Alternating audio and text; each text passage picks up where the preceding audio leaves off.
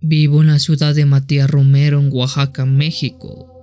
Este lugar es una ciudad, pero casi todas las personas tienen viejas costumbres que la hacen parecer más un pueblo que otra cosa.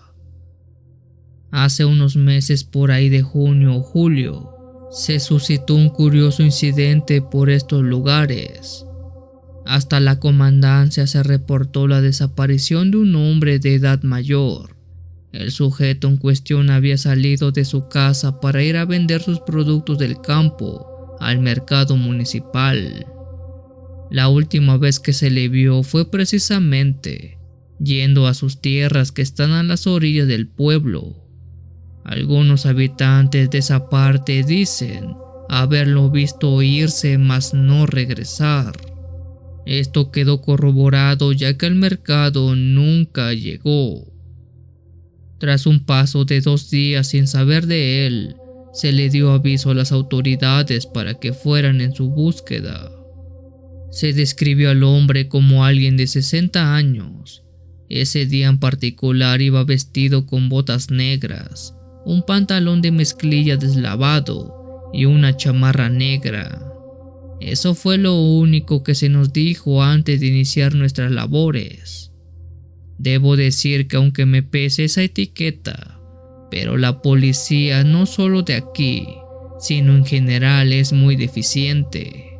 A pesar de haber sido reportado ese caso, únicamente mandaron a un par de patrullas a revisar la zona donde fue visto por última vez, y esto lo ordenaron a las 9 de la noche. Para mi mala suerte en mi patrulla solamente iba yo. Desde hace un par de semanas atrás mi compañero de patrullaje había sido reubicado a otra zona y aún no había llegado nadie para que cubriera su lugar.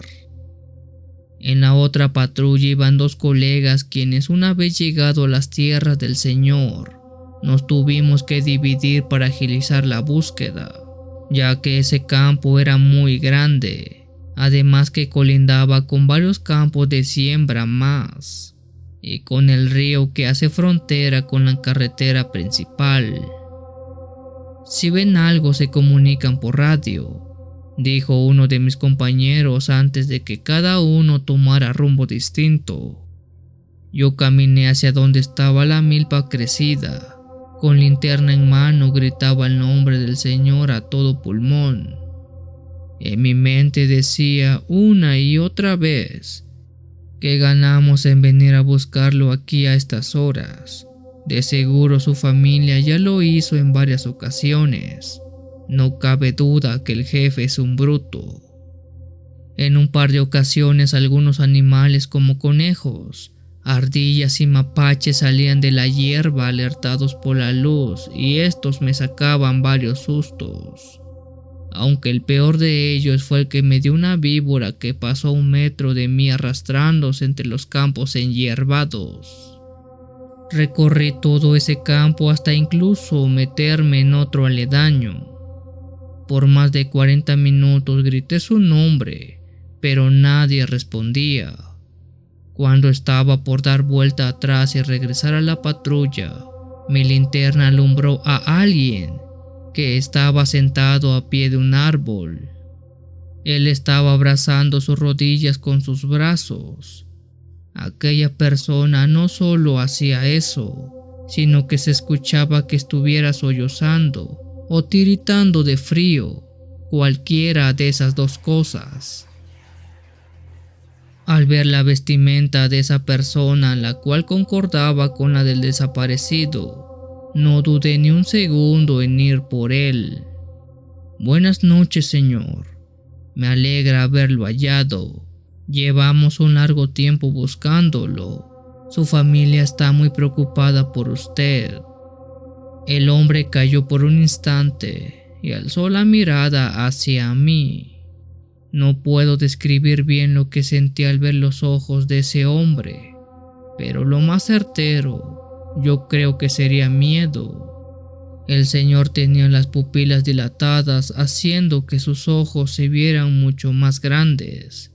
Sus labios estaban resecos por falta de líquido y su piel estaba escamosa como si se estuviera pelando. En ese instante creí que el señor estaba en una clase de shock emocional. Quizás lo habían asaltado o había sufrido una fuerte impresión que lo dejó en ese estado. Lo ayudé a parar y le dije que me siguiera hacia la salida del terreno. El señor dijo que sí con una voz muy débil. De inmediato traté de comunicarme con mis demás compañeros para decirles que ya había encontrado a la persona, pero mi radio solo daba estática. Quizás estoy fuera de rango, fue lo primero que se me vino a la mente. Nuestro andar fue lento debido al delicado caminar del señor. No quise apresurarlo, pues sabía que no estaba en las mejores condiciones. Le pregunté qué le había pasado, cuál era la razón de cómo llegó a ese lugar, pero el señor no dijo prácticamente nada. Algunos ruidos torpes salían de su hablar, pero nada era coherente. No seguí insistiendo porque atribuía eso también a su mal estado médico. Repetidas veces seguí intentando hablar por radio para pedir ayuda, pero por más que lo hacía, seguía fuera de rango aparentemente. Tras caminar unos 20 minutos le dije al señor que ya estábamos cerca. Ya se veía la cerca de su terreno y más adelante ya estaban las patrullas. Para el último tramo de distancia antes de salir, el señor dijo que se sentía muy cansado. Lo apoyé sobre mi hombro y lo ayudé a caminar.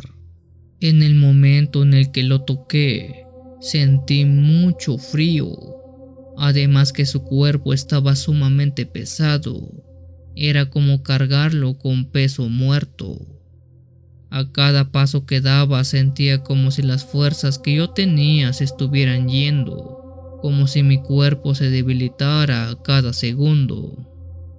Como pude logré llevarlo a la patrulla colocando al hombre en el asiento del copiloto, pero algo me causó ruido, y eso fue ver que la patrulla de mis compañeros no estaba. Había marcas en el suelo que indicaban que habían partido. Nuevamente traté de contactarlos por radio, pero fue imposible. No había frecuencia abierta y solo se oía pura estática. Lo voy a llevar a la comandancia, le dije al señor. Después ya reportaría lo de mis compañeros, quienes se me seguía haciendo sumamente raro que no se encontraran por ahí cerca. Encendí la patrulla y avancé varios metros. Con ese tramo avanzado la radio empezó a dar señales de vida. Empecé a oír voces algo distorsionadas, pero al final de todo eran voces. Aquí 067 al habla. ¿Me escuchan? 067 al habla, cambio. Por suerte del otro lado la patrulla de mis compañeros ya se escuchaba. Aquí patrulla 112, te oímos. ¿Dónde te metiste, canijo? Te estuvimos hablando a la radio y nada que se escuchaba. Ya encontramos al perdido. Repito, encontramos al perdido, danos posición, cambio. Quedé bastante sorprendido al escuchar las palabras de mis colegas. Ellos decían haber hallado al perdido, pero ¿cómo era posible si él estaba justo a mi lado?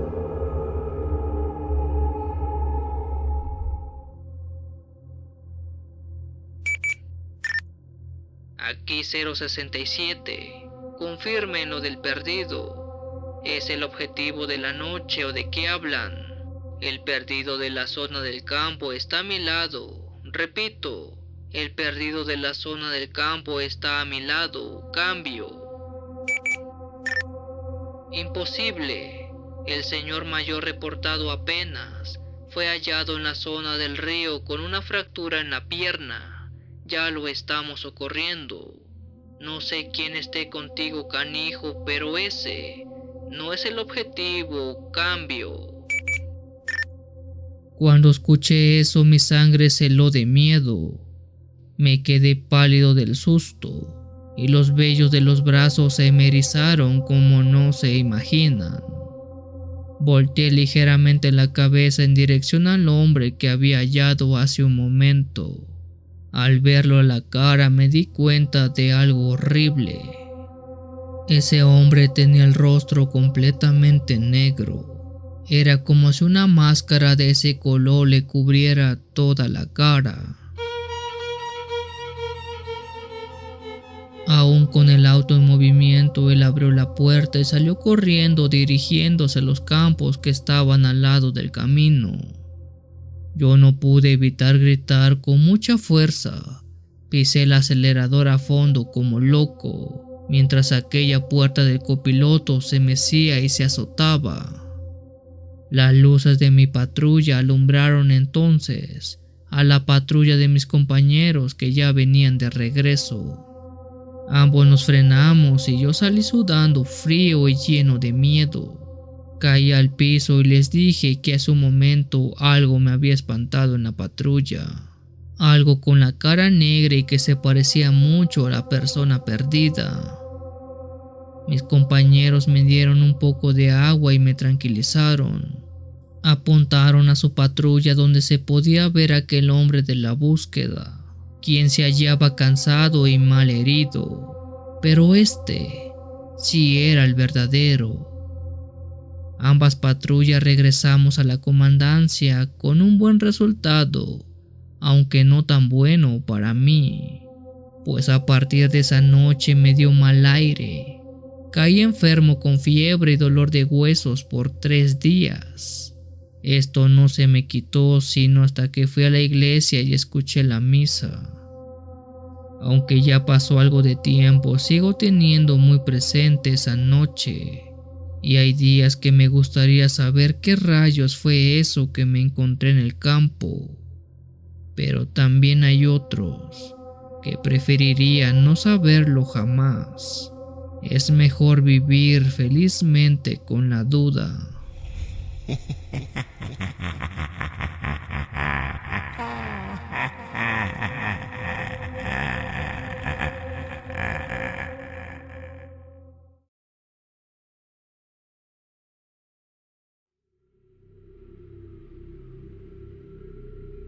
Hola a toda la querida comunidad de Cuenta Historias. Me presento, me llamo Liam. Llevo varios años trabajando en el departamento de policías en el condado de Windham en los Estados Unidos. En este trabajo nos ha tocado ver de todo, pero nada como lo que voy a contarles. Una noche me encontraba en la estación de policía cuando sonó el teléfono.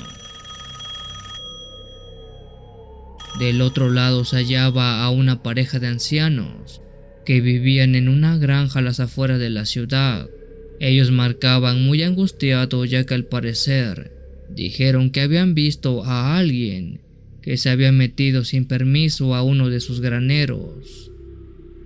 Procedí a tomar sus datos, dirección, nombre y el rasgo de posibles sospechosos, siendo este último dato lo que me dejó algo extrañado. La pareja de ancianos dijo que vio brevemente al invasor, pero este tenía algo inusual. Eso que había entrado a su granero, ellos lo describen como una criatura parecida a un murciélago, del tamaño de una persona. Pregunté si acaso era una broma, ya que es un delito hacer mención de esto por altavoz. La pareja de ancianos aseguró que lo que decían era verdad.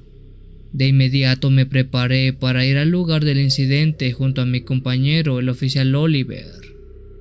Mientras nos dirigíamos a la granja, pensé que la pareja de ancianos debían haber estado asustados. Tal vez habían visto a un búho o algo parecido, algo que confundieron con una persona de rasgos animales. No quise asumir nada, así que mejor nos apresuramos. Dimos con la granja que estaba muy lejos de otras granjas. Esta estaba parcialmente a oscuras, solo tenía un par de luces. Una era de la casa y la otra de uno de los graneros. Al lado de ese granero iluminado estaba otro, uno que estaba en ruinas. Las puertas estaban rotas y el suelo estaba lleno de marcas como de arañazos. Mi compañero Oliver dijo escuchar un ruido extraño proveniente del interior de ese granero. Con linterna en mano entramos lentamente.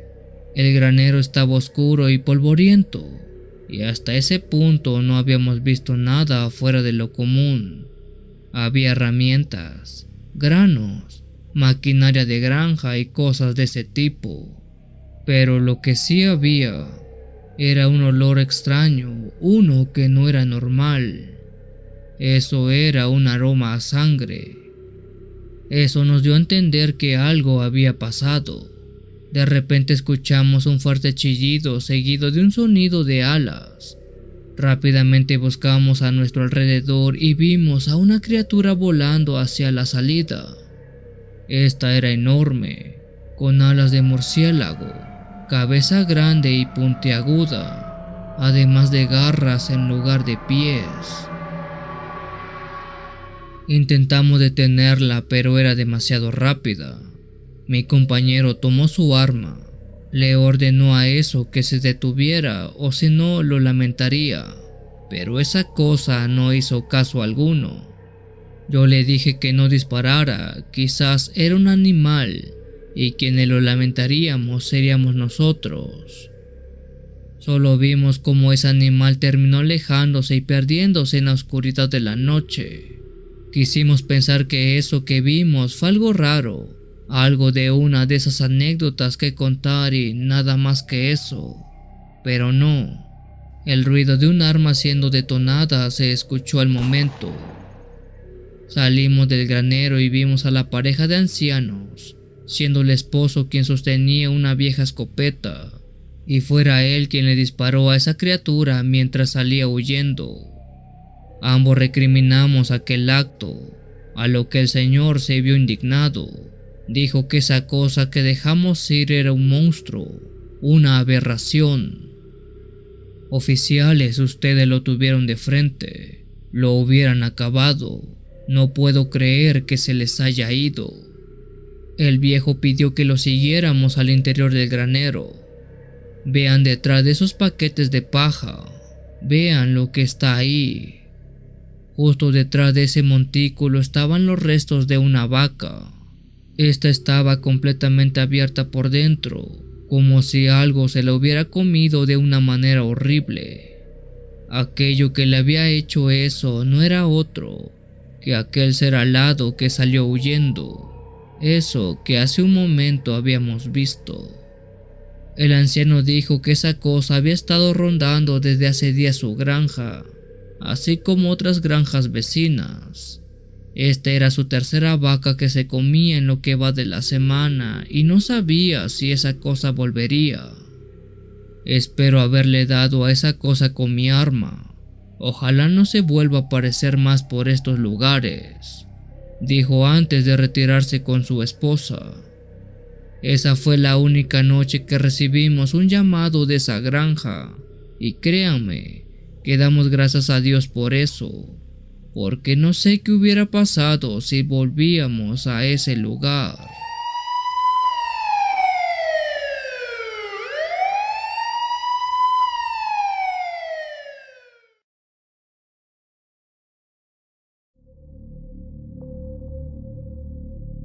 Me llamo Gastón, soy policía federal de camino desde hace varios años, unos 7 por lo menos.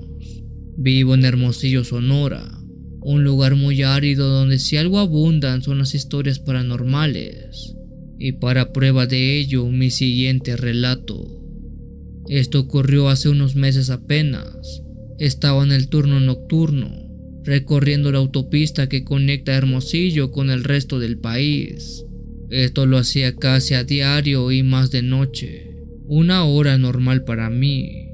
Estaba patrullando la carretera en busca de conductores imprudentes o de algún vehículo que estuviera fuera de norma, cuando de repente noté un automóvil a orillas de la carretera.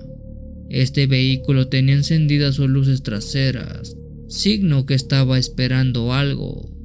Paré la patrulla metros adelante y me bajé para ver qué sucedía. Al acercarme me di cuenta que dentro del auto había una familia. El padre me explicó que el coche había sufrido una falla mecánica y habían estado parados en espera de que alguien los ayudara por horas. Les ofrecí mi ayuda y me dispuse a revisar el automóvil. Después de un rato logré solucionar aquel problema y encendí el coche para asegurarme que todo estuviera en orden.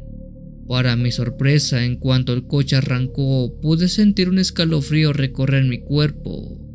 Algo estaba muy mal.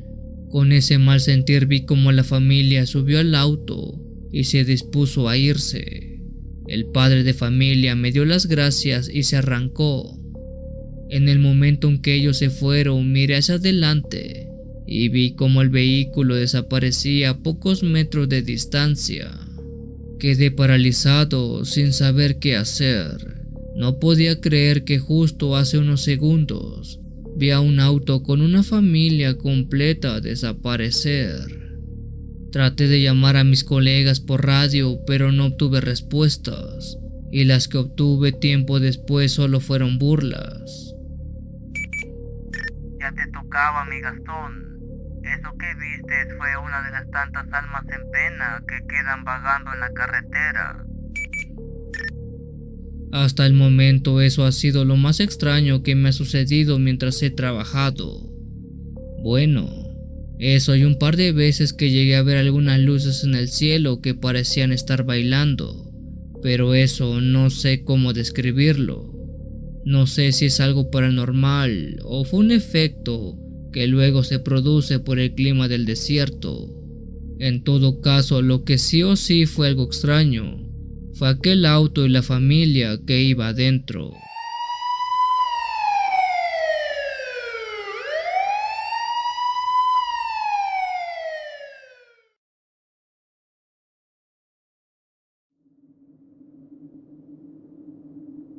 Me llamo Juan y soy policía de la Ciudad de México. Esta historia ya tiene sus buenos años, pero no está de más compartirla en este espacio. Por ahí del año 2019, mi compañero Luis y yo estábamos patrullando por las calles. Era como cualquier otra noche, cuando vimos a una anciana caminando por la calle cargando un costal enorme en su espalda. Era tarde, cerca de las 2 de la madrugada, y nos pareció extraño que una mujer mayor estuviera sola a esa hora. Por cuestiones de ayuda nos decidimos acercar para ofrecer nuestra asistencia. Buenas noches. Dígame, ¿para dónde es que va usted?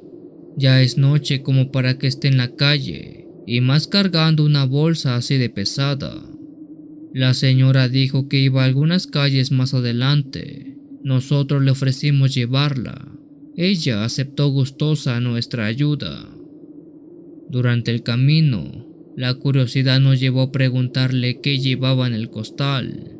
Ella solo sonrió y sin demora, sin pena, mucho menos algún tipo de miedo, abrió la bolsa para mostrarnos su contenido. Para nuestra sorpresa, dentro del costal había varias cabezas. Bueno, ustedes ya saben, no quiero ser muy gráfico con ello, cada una con una expresión diferente en su rostro. Nos sobresaltamos al ver semejante colección macabra, pero tratamos de mantener la calma y preguntarle de su origen. ¿De dónde rayos había sacado eso? La señora se puso un poco nerviosa y no quiso responder nuestras preguntas. Decidimos que lo mejor era llevarla a la procuraduría para que diera alguna explicación. De repente, sin previo aviso, la señora salió corriendo del auto casi en movimiento y desapareció en la oscuridad de la noche. Intentamos seguirla, pero se alejó demasiado y muy rápido, y no pudimos encontrarla. Después de eso, no volvimos a ver a la señora nunca más, aunque tratamos de investigar su origen y su colección de cabezas, las cuales parecían desenterradas de algún cementerio. pues todas tenían la pinta de ser similares. Hasta el día de hoy, Luis y yo seguimos recordando esa extraña noche y la inquietante experiencia con la anciana y su bolsa.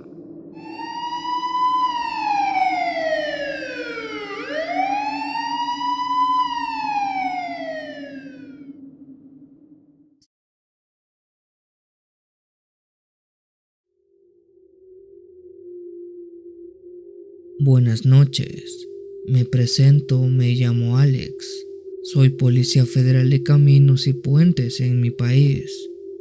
Quisiera poder contar lo que me ocurrió hace ya un tiempo atrás. Me gustaría que al oír esto no lo tachen como fantasía, porque, así como lo cuento, es como sucedió. Una noche me encontraba patrullando a las orillas de la autopista Puebla-Veracruz, una de las vías más peligrosas que hay en el país, por cierto. En la patrulla se hallaba mi compañero Raúl y yo.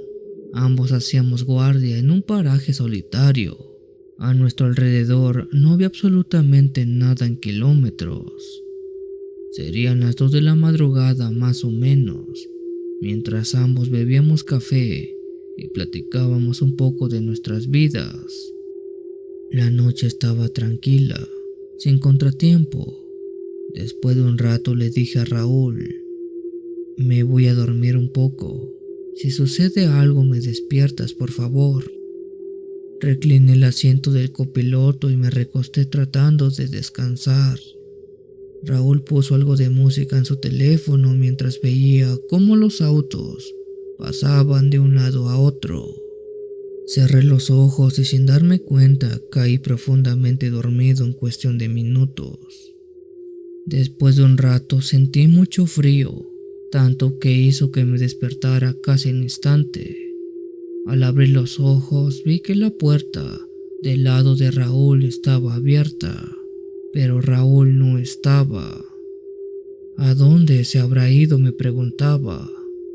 Salí de la patrulla y empecé a gritar su nombre, pero no me respondía.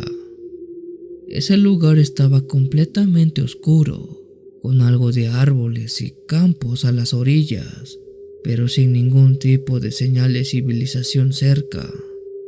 Caminé unos metros alrededor de aquel paraje. Alumbraba con mi teléfono esperando hallarlo. Después de varios minutos de no tener respuesta, empecé a preocuparme. Él nunca hace este tipo de cosas. Además que de haber surgido una emergencia, no habría ido solo. ¿O acaso me intentó despertar y no pudo? No creo tener el sueño tan pesado, me repetía. Mientras seguía preguntándome qué rayos pasaba, escuché algunos ruidos que provenían de la parte trasera de aquel paraje. De entre algunos arbustos se veía la silueta de alguien. Pensé que era Raúl, que había ido al baño por ahí. Ya sal, me asustaste, le dije a mi compañero, pero me llevé una sorpresa al ver que quien estaba detrás de aquella maleza no era mi colega. Era un hombre vestido de blanco. Su ropa era de manta y se asemejaba mucho a la de los campesinos. Aunque su cuerpo se distinguía perfectamente, su cara no. Era como si una sombra negra la tapara, porque no se podía ver un solo rasgo facial. Aquel hombre salió de entre la hierba. En su mano izquierda tenía un machete y la mano derecha la tenía oculta en su espalda. Buenas noches, señor. Dígame qué se le ofrece. Aquel hombre no dijo nada, solo hacía un ruido muy extraño como si fuera un quejido.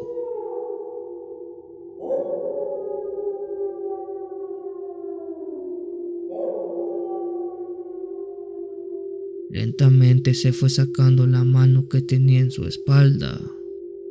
Al ver lo que tenía ahí, quedé horrorizado. Ese hombre tenía la cabeza de Raúl.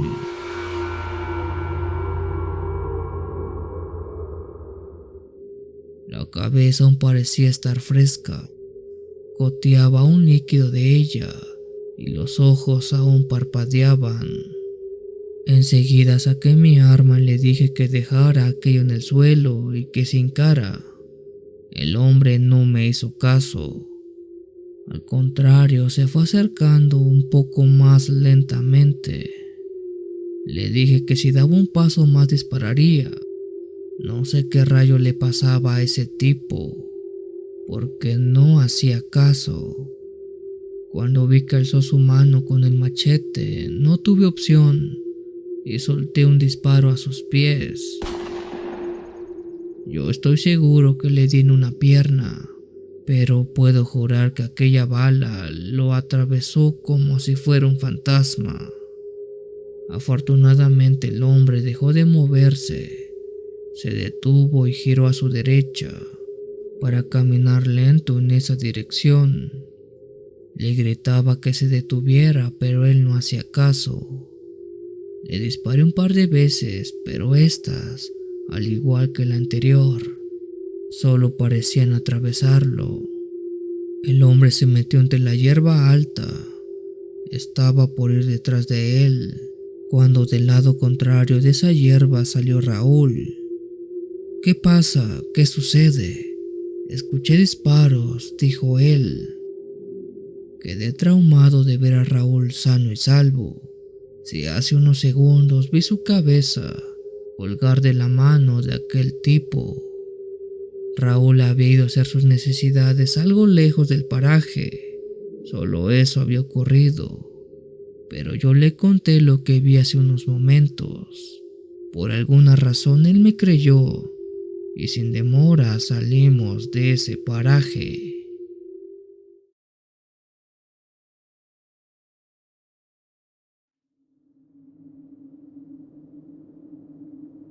Saludos cuenta historias. Mi nombre es Diego y soy policía en Buenos Aires, Argentina. Esta historia me ocurrió hace ya muchos años, cuando aún era un novato en este empleo. Una noche me encontraba patrullando las afueras de la ciudad, en aquellas zonas que no son tan turísticas y mucho menos vistosas, las famosas zonas rojas para ser más exacto. En esa ocasión me hallaba solo. Mi compañero de ruta se reportó enfermo y no había ido a trabajar desde hace unos días. En esos barrios que patrullaba después de las 9 o 10 de la noche, las calles se tornan vacías. La peligrosidad del rumbo así lo ordenan. Yo recorría las calles maltrechas y sucias cuando vi a un niño de unos 10 años caminando en la banqueta completamente solo. Me acerqué a él y le pregunté qué hacía, hacia dónde se dirigía, ya que no eran horas para que alguien caminara por ahí. El pibe, que se veía algo sucio, dijo que iba a casa. ¿Hasta dónde vives?, le pregunté. Un poco más adelante, señor, dijo el pibe. Vamos, sube a la patrulla, te llevo a casa. Él subió al auto y le dije que me indicara por dónde irme. El pibe en todo momento se portó serio, no decía nada. Le preguntaba qué hacía a esa hora afuera, dónde estaban sus papás, si iba a la escuela y su nombre. Pero a casi todo respondía un sí o un no, bastante seco. Incluso varias de sus respuestas ni siquiera eran congruentes con lo que le preguntaba. Avanzamos unos 10 minutos por las calles del barrio hasta que me dijo: aquí está bien, aquí vivo, mientras apuntaba a un edificio habitacional algo viejo y descuidado. El chico bajó y me dio las gracias. Avanzó unos metros cuando un hombre adulto salió de quién sabe dónde rayos y le extendió la mano al pequeño chico. Él se la dio y caminaron juntos por la banqueta. Lo extraño era que ese hombre se veía como una sombra. Había algunas luces que iluminaban la calle, pocas, pero había. Ellas podían alumbrar al niño, sus facciones, su ropa y su cara. Pero de aquel hombre no se iluminaba nada, absolutamente nada. Algo muy raro, ya que ambos caminaban juntos de la mano. Por curiosidad y porque algo me olía muy mal, seguí a aquel hombre y al niño. Ellos caminaron pocos metros y dieron vuelta por un callejón oscuro, perdiéndose la vista. Cuando vi eso, salí de la patrulla porque algo andaba mal. Al alumbrar por aquella calle, que al final tenía una pared muy alta de ladrillos, no vi a nadie. Revisé todas las paredes, pero no había puertas o ventanas por donde ellos pudieran entrar. Era como si el callejón se los hubiera comido. Recorrí el lugar en 3 ocasiones, pero en ninguna de ellas hallé pistas de algún hombre o del niño. Ya no quise darle más explicaciones a ese asunto y mejor di media vuelta y subí a la patrulla para retirarme de ese sitio.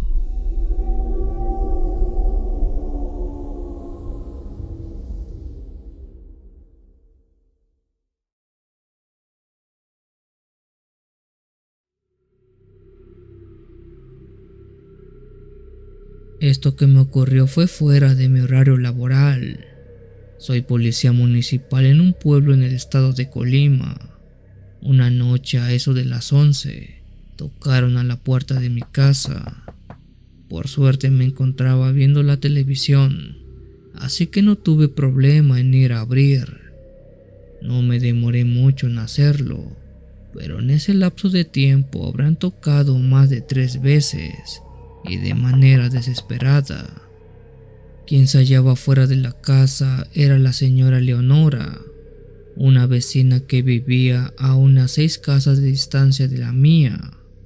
Ella estaba hecha un mar de lágrimas y tenía la cara llena de miedo. Le pregunté qué pasaba. La señora dijo de inmediato que la acompañara a su casa, ya que su esposo había tenido una riña con un animal que se había metido a ella y las cosas estaban muy mal.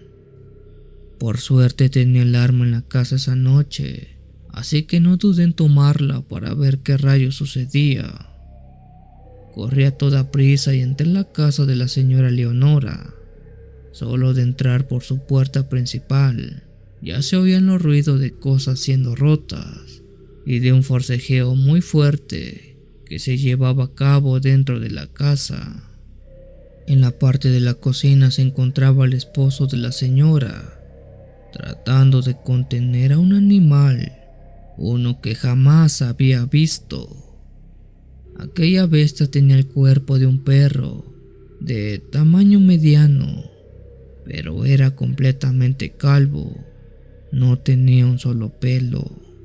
Su piel era negra con manchas blancas muy diminutas, no tenía cola y su cabeza era más similar a la de un cerdo que a la de un perro. Eso sin contar que tenía un par de alas en su espalda, unas muy diminutas como las de una paloma. Aquel animal tenía prensado al señor de uno de sus brazos, a tal grado de casi arrancárselo. Se podía ver que la lucha de ambos llevaba un buen rato, ya que la cocina estaba llena de sangre. Sin dudar ni titubear, saqué mi fusil y le apunté a aquel animal, para después jalar del gatillo. Un par de impactos a la altura del pecho hicieron que ese animal saliera gritando y huyendo hacia la calle. Por la gravedad del asunto, no salimos a ver qué sucedió con el animal, ya que nos importó más ver cómo se hallaba el señor. Al día siguiente, ya con las cosas más tranquilas, tratamos de dar una explicación a eso que había ocurrido en la noche. ¿Qué clase de animal pudo ser eso que, según doña Leonora, se apareció así nada más de la nada en su patio?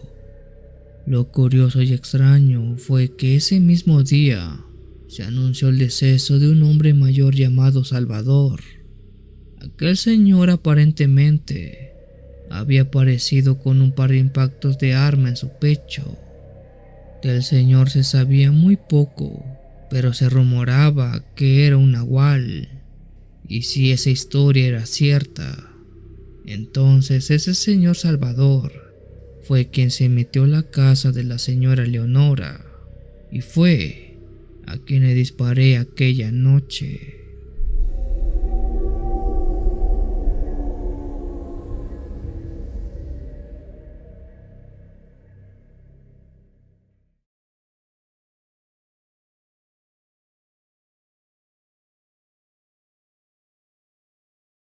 Hace algunos años trabajé en una cárcel estatal en la Ciudad de México. En comparación con otros centros penitenciarios, los reclusos de ese lugar no eran tan problemáticos. Claro que había rencillas, pero no eran tan comunes como en otros lugares donde había estado. Aún así, desde que comencé a trabajar ahí no hubo motines.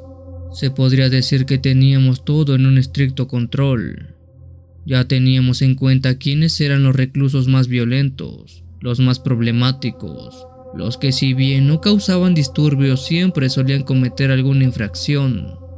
Por otra parte, sabíamos también quiénes estaban simplemente cumpliendo condena esperando a que pasaran los años. Sin embargo, la verdadera historia de terror empieza aquí, el 13 de noviembre del año 2010. En esa fecha llegó un recluso que lo cambiaría todo.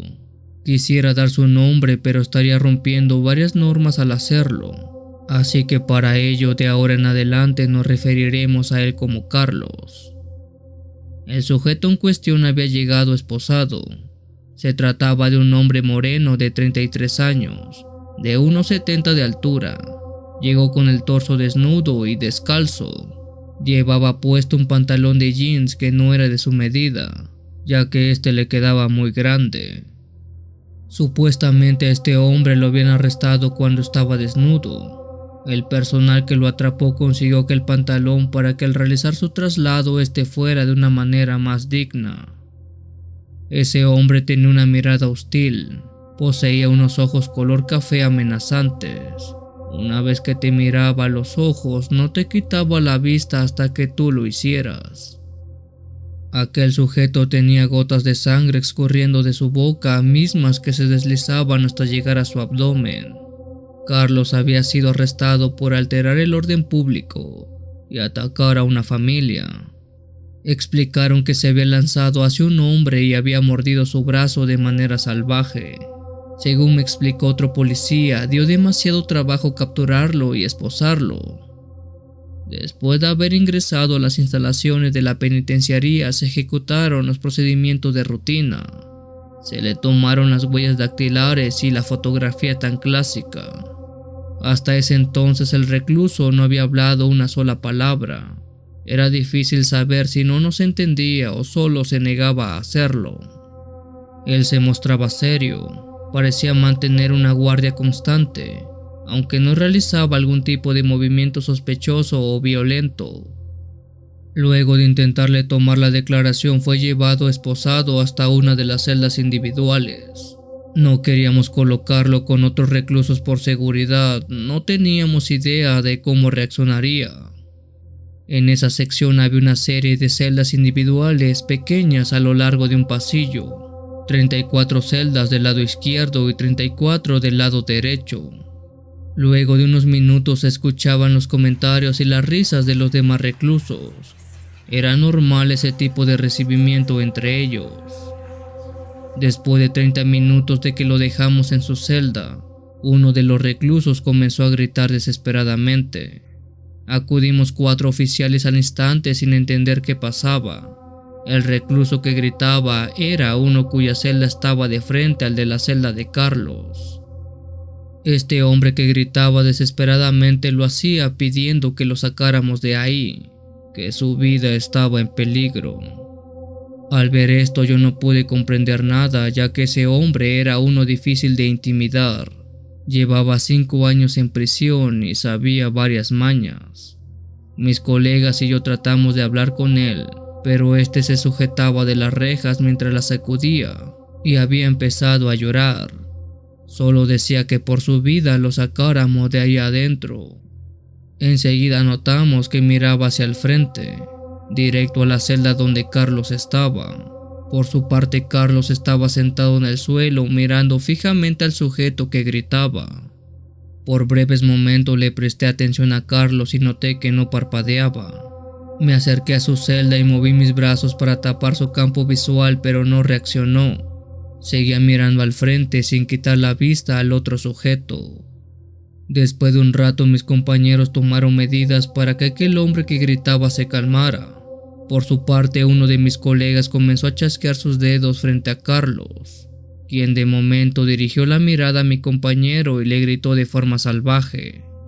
Dos de mis compañeros saltaron del susto. A mí no me tomó por sorpresa ya que tenía los ojos encima de él.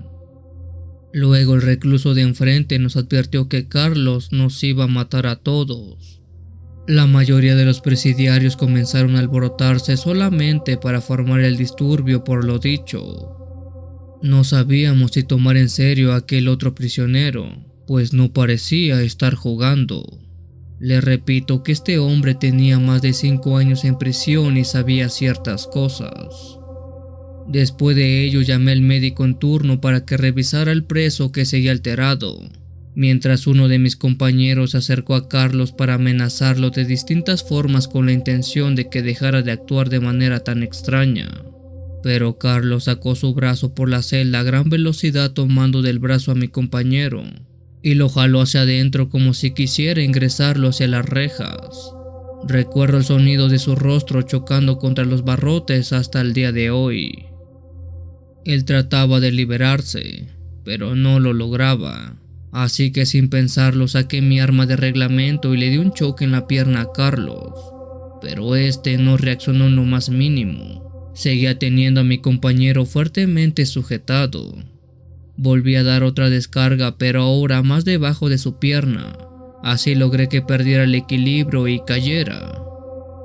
Un silencio gobernó el pasillo. Algunos de los presos vieron lo que estaba pasando, siendo que nadie dijera nada, ni siquiera hiciera un solo sonido. Nos separamos de la celda de Carlos rápidamente.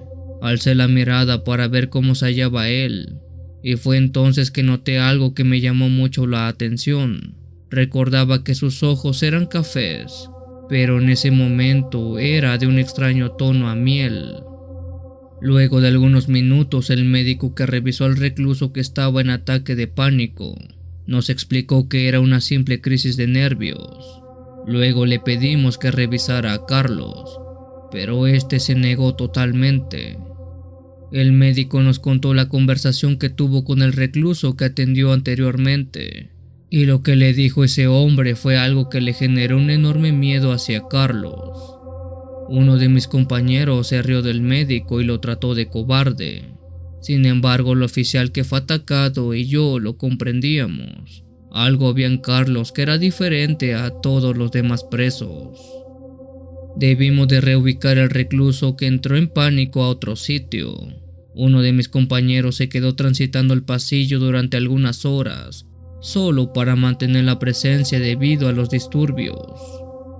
Tiempo después, ese policía nos llamó por la radio con un extraño tono de voz.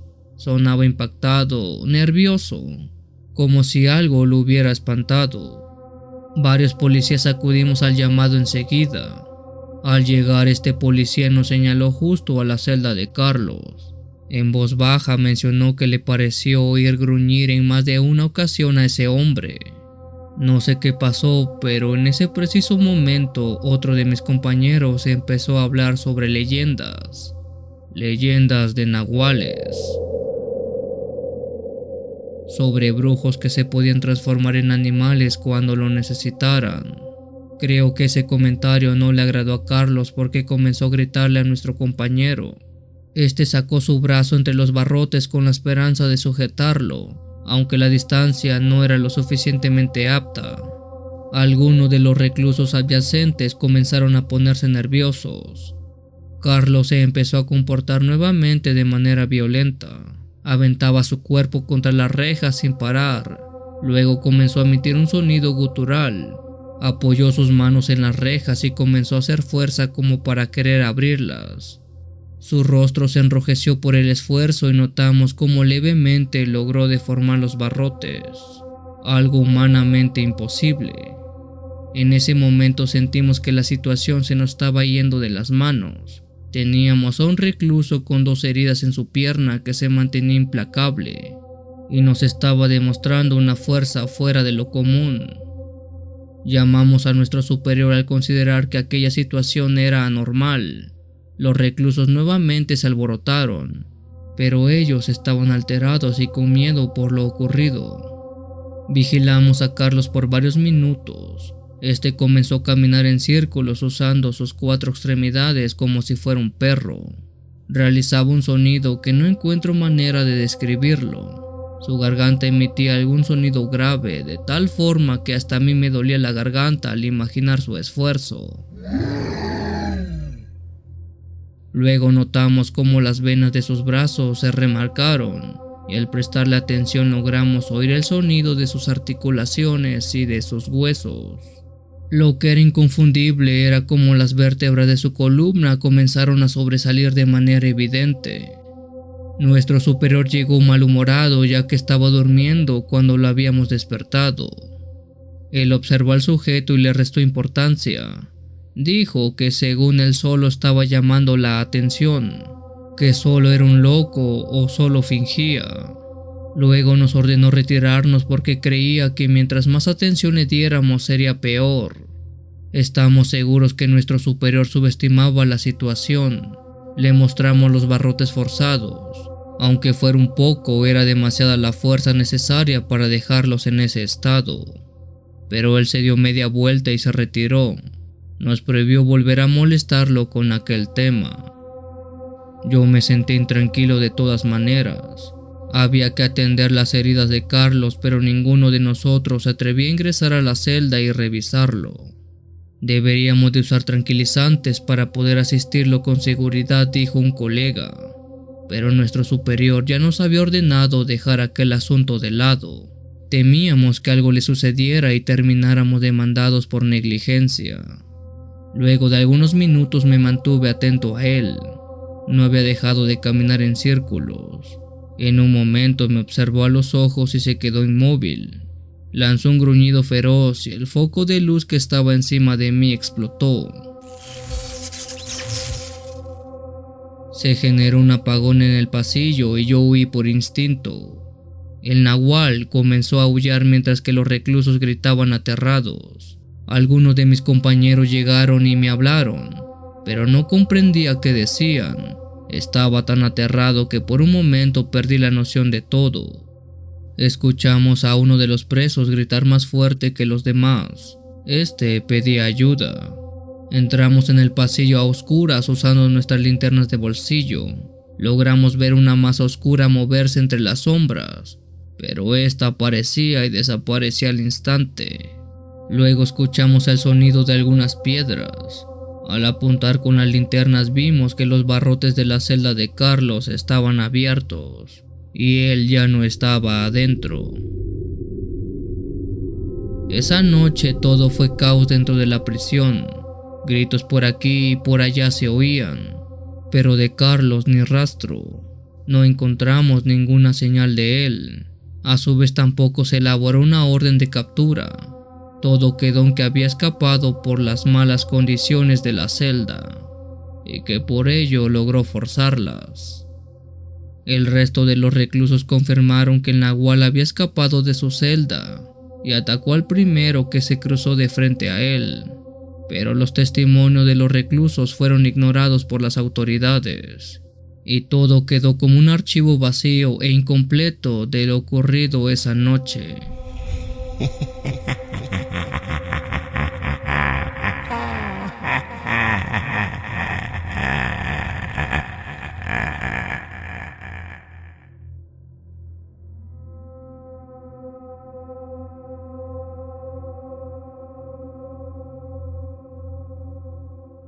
Si tienes alguna historia que desees compartir con esta agradable comunidad, te invito a enviarla, ya sea por correo o la página de Facebook. Los links están en la descripción del video. Te agradecería actives todas las notificaciones para estar al día con los relatos que se suben a diario. Muchas gracias por dejarme llegar hasta tus oídos. Yo soy el Cuenta Historias. Te deseo una linda y oscura noche.